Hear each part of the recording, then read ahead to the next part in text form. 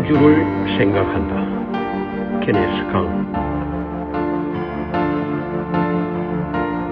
제임스 어윈 대령은 미국 아나폴리스 해군사관학교와 미시간 대학교 그리고 미 공군 특수비행학교를 졸업하고 미국 항공우주국 즉 나사의 아폴로 계획에 따라 아폴로 15호를 조종하여 1971년 7월 26일 지구를 떠나 40만 킬로미터나 먼 달에 착륙하여 여러가지 달 표면 실험을 끝내고 그해 8월 7일 동료 우주인 2명과 함께 무사히 지구로 귀환하였다. 41세의 젊은 나이였다. 무사히 지구로 돌아온 어윈 대령은 한국을 포함한 세계의 많은 나라를 다니며 달나라를 다녀오며 본 것과 체험한 것에 대하여 간증했다. 1975년 봄으로 기억하는데 어윈 대령은 내가 유학하던 미국 미시간주의 대학 캠퍼스를 찾아와 간증했다. 달 표면, 즉 월평선에서 두둥실 떠오르는 푸른색 지구의 장엄한 모습을 증언하기도 했고 간증 후 나와 별도로 면담을 갖기도 해서 진지했던 그의 얼굴이 아직도 눈에 선하다. 임무를 마치고 지구로 귀환할 때였다고 한다. 우주선을 안전하게 착륙시키기 위해서 대형 낙하산 3개가 완전히 펼쳐져야 했는데 2개만 펴지고 마지막 하나는 펴지지 않았다. 미 항공우주국 즉 나사 본부에 비상이 걸리고 우주과학자들을 포함한 전 요원들이 긴급 조치에 들어갔지만 소용이 없었다. 모든 사람들의 얼굴이 새파랗게 질렸다. 이제 아폴로 15호가 박살이 나고 3명의 우주인들의 생사가 경각에 달릴 지경이 되었다.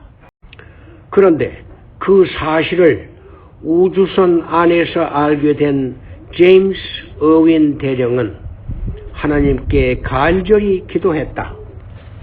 하나님, 어리석고 연약한 인간이 전능하신 창조주 하나님의 도움을 구하기 위해 기도합니다. 도와주세요. 모든 것을 하나님의 손에 맡깁니다. 기도를 끝내자 갑자기 회오리 바람이 불었다.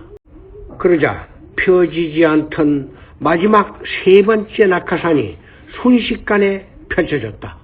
그때 그 일을 하나님의 도움으로 굳게 믿었던 그는 그 후 개신교 목사가 되어 우주선은 휴스턴 나사의 사령탑에서 컨트롤하는 줄로만 알았는데 그 뒤에는 창조주 하나님의 손길이 있었습니다.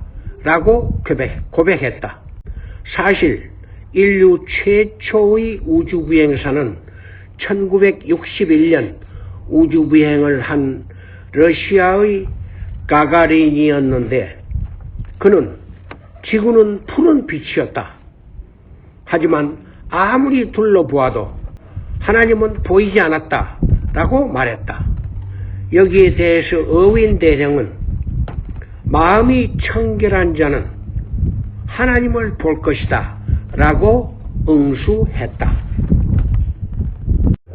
우리는 창조주의 위대한 섭리 속에서 하루하루를 살고 있는 것이 확실하다. 수년 전 큰아들 부부의 초청으로 퀸즐랜드 주의 로캠톤이라는 도시를 여행한 적이 있는데 깊은 산중에 있는 첨성대를 방문하게 되었다. 초저녁인데도 사방은 칠흑같이 어두웠다. 첨성대장 부부의 자세한 설명을 들으며 우리는 천체 망원경으로 달 표면에 나와 있는 울퉁불퉁한 분화구들을 확실히 볼 수 있었고, 목성과 그 주위를 도는 반짝이는 4개의 위성을 관찰하면서 함께 탄성을 질렀다. 그리고 밤하늘을 수놓은 은하계와 은가루를 뿌려 놓은 듯한 저 무수한 별들을 올려다보며 우리는 참 아름다워라 주님의 세계는 이라는 찬송을 합창했다. 그날 그 천문학자의 설명에 따르면 우리가 육안으로 보는 별은 대략 6,000개 정도이고, 우리 태양계가 속해 있는 은하계 갤럭시에는 대략 4천억 개의 별이 있는데, 태양은 그 중 꼬마 아기 별에 지나지 않는다는 것이다. 그런데 더 놀라운 사실은 그런 거대한 은하계가 대략 4천억 개가 더 있다는 사실이다. 따라서 우주의 모든 별들의 숫자는 4천억 곱하기 4천억이 되며, 이것은 인간의 두뇌로는 계산이 거의 불가능하다는 것이다.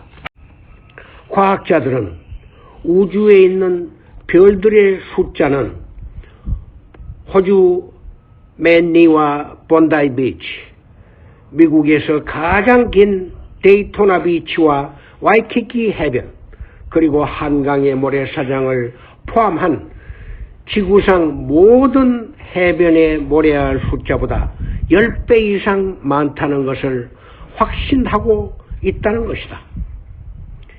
이 얼마나 놀라운 사실인가.